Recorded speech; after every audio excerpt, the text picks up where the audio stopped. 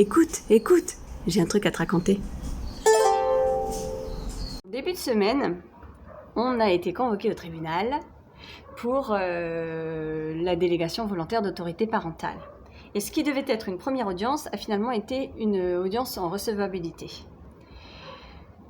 Donc, je donne les éléments qui permettent de comprendre ce cheminement.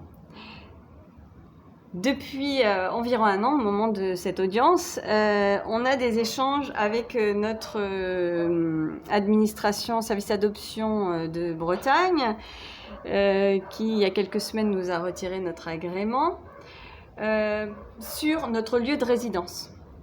Pour eux, on est depuis tellement longtemps en Polynésie qu'on n'est plus résident en métropole.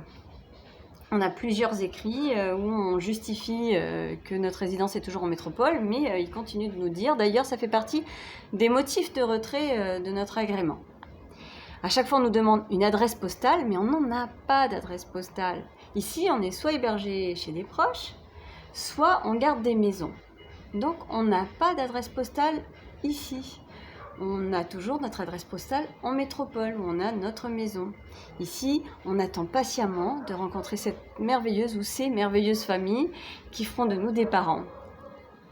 Et c'est la seule chose qui nous retient ici.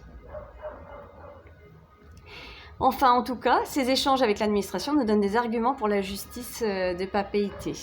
Parce que quand on dépose une délégation volontaire d'autorité parentale en tant que résident, on n'a pas besoin de présenter un agrément, c'est pas nécessaire. Donc, on défend donc cette situation-là. En effet, depuis 2018, on a une chambre chez Papy qui nous attend. Où qu'on habite, où qu'on soit, on peut toujours revenir chez Papy et on a toujours des affaires qui sont restées dans notre chambre, chez Papy, notre famille d'accueil ici.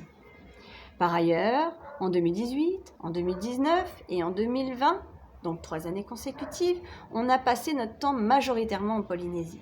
On s'est seulement absenté 5 petits mois en métropole en 2019.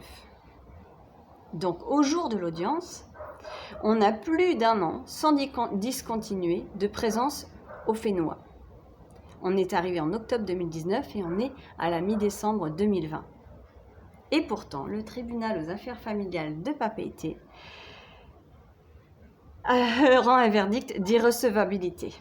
Et il motive cela en disant que nos intérêts principaux sont en Bretagne. Mais effectivement, c'est ce qu'on débat depuis des mois avec notre administration de Bretagne.